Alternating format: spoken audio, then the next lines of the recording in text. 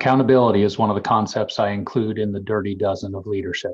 12 dynamics that leaders know are important, but are sometimes a bit uncertain about, or unclear how to make the best use of, or perhaps in some cases even a bit intimidated by. Accountability is not just a task-related function. It's not something just to be assigned up front and then only spoken of again after the fact.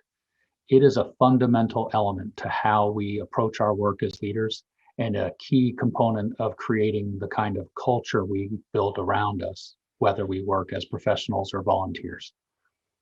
My name is Chris Niles. I am very happy to be a part of the Amplify program and to share another segment here with you as part of the Working with Others series. You've already heard some great lessons from Celine about communication and coaching skills and how important those are in building trust and positive relationships. Let's add on to that now as we explore a bit more about accountability. Some people will argue about the competing definitions of responsibility and accountability. Depending on your source, depending on what book you read or website you're on, depending on what speaker you listen to or podcast, you may hear very differing definitions of these two words, and in some cases, the exact same definitions interchanged and flipped depending on their usage. That confusion certainly contributes to some of this uncertainty about accountability as a leadership task. What is most important for you as a leader is that you have a keen sense of your intent and that there's a clear understanding within your group, a shared understanding of the language being used, more importantly, of the meaning behind it beyond just the labels and the words being spoken, and a clear sense of the expectations being created. Many describe responsibility as more focused on specific assignable tasks, and then they may debate whether it can be shared amongst many or only assigned to one person, whether it's ahead of time or something that comes in later. Too many leaders only think of addressing responsibility and accountability when there's a problem, and they start thinking that they need to add more of it or they need to pay more attention to it only as a matter of fix. Whatever you're talking about responsibility and accountability, it is much more limited if you're only thinking of it as an external issue that someone else assigns to a person. That is much less a leadership issue and more a task of managing. There are two layers involved when you're looking at accountability. On one level, it is more of a transactional operational issue, assigning tasks, clarifying roles, judging and evaluating performance, and perhaps using it as a correction or an intervention. These are important issues in any working group, and that's where much of the debate comes in about which label to use when. For this purpose, I would recommend worrying less about the labels involved and focus on the behaviors, some of which Celine talked about and others will talk about throughout this series: clear communication, effective feedback, conflict resolution, the steps that allow us to have the necessary conversations related to performance. There's another layer, though, to accountability, which is something altogether different, and that's what I want to focus on. This is more of a cultural issue, and it's more transformational rather than transactional. Accountability is about true ownership, and that comes from personal leadership. People decide for themselves whether they are truly committed. Consider the times when you've had to come up with a goal that you didn't really care about, weren't really committed to. Perhaps in a workshop that the facilitator asks you to list goals. Perhaps it's at work and there's a periodic system and you're having to build goals just because of an arbitrary calendar. Or maybe it's a New Year's resolution. You have to decide for yourself whether you care enough to commit and hold yourself accountable. It's about caring and exercising true leadership. Accountability is personal and it's proactive. If you consistently demonstrate ownership in the way you lead and promote that for the rest of your team, then you are building a culture of accountability. You can build systems to help support that and habits that will enhance it. Accountability can and should be a fundamental element of your character as a leader and how you operate. It is a key ingredient in building effective teams, creating a true sense of community and a positive culture that will sustain itself over time. If you want to expect greater degrees of accountability from people, your goal as a leader should be to build a culture that empowers individuals and creates a greater sense of ownership for everybody. And as with so many things, the first step of that is demonstrating and modeling the best of it you can yourself. When you exercise your leadership to build this culture that supports and reinforces a sense of ownership, everyone will be more inclined to hold themselves more accountable and by their own choice. By doing this yourself, you build credibility. By doing it with others, you build trust. In both cases, this builds effectiveness, productivity, and impact for your group. The real core of ownership and accountability come from within. It is not something that can be assigned by or attributed to someone else. It is a matter of a person choosing to take ownership and committing him or herself to the outcomes. Let's talk about what that means for you personally as a leader and how you can build upon that with others. Know thyself. This phrase has been around since ancient times, and it is at the very heart of personal leadership. Knowing your strengths, your weaknesses, knowing your style is the baseline from which you can perform as a leader and continue to grow.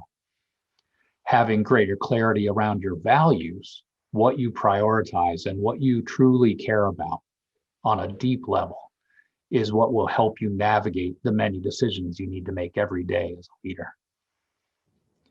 The authors of a book called The Oz Principle describe 4 steps to greater accountability. The later 2 steps are about problem solving and taking action, both of which are certainly critical. But the crux of the problem is in the first 2 steps. This is where most people miss, and it's what differentiates bold, high-impact leaders from good administrators and managers. Accountability and ownership are matters of the heart. The first step in the Oz principle is about courage. The second step is about caring. This first step toward accountability, courage, requires a clarity of vision and the ability to speak truth. What is required of you as a leader is to see things for what they are and to address them honestly. If there is a problem, you need to be able to identify it, whether it's something that's not being done right or perhaps not being done at all. You need to be able to call it out so others are aware and can be part of the solution. This itself is not an easy step. It can be a risky venture to challenge the prevailing wisdom, to stand up against something that everyone else is taking in stride, or to suggest that what we're doing just isn't good enough. This is the challenge of leadership, not just going along with the way it's always been and working to improve, to make things better and to innovate. You can take greater ownership and encourage others to do the same by holding yourself to a higher standard and consistently speaking up when something needs to be said. And this is where the second step from Oz comes in, caring. Now, it's not just enough to speak up and point out problems and opportunities. Some people are very good at that. Some people have said the easiest degree to have is a PhD in problem identification. These are people who step back sometimes with a smug grin on their face and they're always pointing out what's wrong. Look what happened. I knew that wouldn't work. I told you she couldn't do it. Look what he did this time. They're great at pointing out the problems and they never invest themselves toward a solution. Being accountable as a leader means that you have to care enough to invest yourself in the solution. If you can have the courage to see the truth around you and care enough to do something about it, then you can move into problem-solving mode and take action with a well-thought-out plan. But even the best laid plans still don't always go right. Things may go wrong in ways you couldn't have imagined. You may fail to reach your goals. You may become fearful of negative consequences. Self-preservation is a natural instinct. It's the very thing that has allowed us to survive as a species. So it is natural for people to want to avoid negative consequences. The difficulty is, though, some people make a habit of surviving on their excuses and spend entirely too much time just building excuses and avoiding responsibility. As a leader, you have to build a different set of habits, deliberately taking ownership and demonstrating your accountability as consistently as you can. And this is like training a muscle or learning a new complex maneuver. It may not work right at first. It's not going to work perfectly the first time. You will get better through practice, and you will need to keep working at it to stay sharp and always keep improving. If you find yourself having misstepped, or find yourself nervous and perhaps wanting to dodge responsibility, remember these two key steps. Have the courage to recognize it for what it is, and then care enough to work toward a solution. These very same individual lessons extend across the team and throughout the organization. Knowing thyself is just as important for a team as a whole as it is for an individual. It falls to you as the leader to define and interpret that vision and to help make sure that everyone sees how they fit and how they contribute to it. What is the group's purpose and what are its goals? Does everybody have a clear and shared understanding of what our expectations and standards are of how we go about doing that work? And do we all agree on what the measures of success will be when we're done? As a leader, what you are doing to encourage those conversations, to facilitate a shared understanding and to empower people is what will help make this more of a reality. You can take active steps to encourage people to be more courageous, to raise concerns, challenge assumptions, by intentionally creating opportunities for them to think differently and share their opinions. This can be done in both private and in group settings. Consider what kind of coaching conversations you have with people. Get creative about how you're using your meeting time and what questions you ask in a group setting. You are asking for their honest opinions, and that is a powerful step. And the way that you respond when someone does speak up will determine whether others will do that more or less frequently again in the future. By establishing positive habits and systems with your team, you can support that momentum and help sustain it over time, and it'll carry through various transitions. Communication routines, uses of meeting time, periodic check-ins, reporting mechanisms, all of these contribute to your team's norms and help shape the organizational culture. They help encourage greater ownership. Now, it's not as realistic or even appropriate to think that you can simply go off and convince someone they should care. The whole point of this is for each person to take greater ownership on their own terms. So how then do you influence this as a leader? The consistency of your actions here is what's key. It helps people see the desired behaviors and the possibilities. By taking greater ownership and demonstrating accountability as consistently as you can, you are laying the groundwork for others. You are demonstrating that you care not only about the group's work, but also about the members of the team. I consider accountability and genuine ownership as the dividing line between amateurs and professionals. And that, in my mind, has nothing to do with whether someone's getting paid or not. It has to do with someone's attitude, their commitment, and their character. I've known plenty of people getting paid for amateurish work. And some of the most professional people I know demonstrate that in their quality service as volunteers. As a leader, your responsibility is not just to train good followers, but it's to build strong leaders who will follow. By fostering greater accountability, that's what you're doing. You are helping grow better leaders. And by strengthening the leaders around you, you're building a greater platform for even more accountability and ownership. Accountability helps create a positive feedback loop that will continue to build momentum over time. Consistently striving to help your group work better together, to make an even greater impact on your community, and committing yourself to help grow other leaders along the way are the hallmarks of the true servant leader. There is no greater calling, and I wish you the best.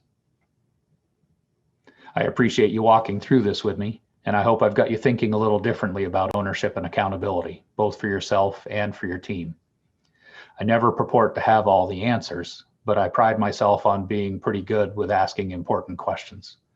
The resource sheet that goes along with this module provides additional questions that you can use for yourself and with others to generate more discussion and to continue exploring these ideas further. As I've said, I believe that accountability and ownership happen because of a personal choice. So I won't tell you that you're now accountable for all of this material. What I will say, though, is that now that you've heard it, you really don't have license to forget that or to say that you've never thought about it or to just not be aware. So whether this is brand new or whether this reinforces concepts you are already familiar with, I hope you will have the courage to honestly reflect on what it can mean for you, your club, your region, your district. And I invite you to care enough to do something specific about it, to help yourself, the fellow members of the Kiwanis family you work with, and those in the communities that you serve. If there's anything more I can do to support your efforts, please let me know. Yours in service.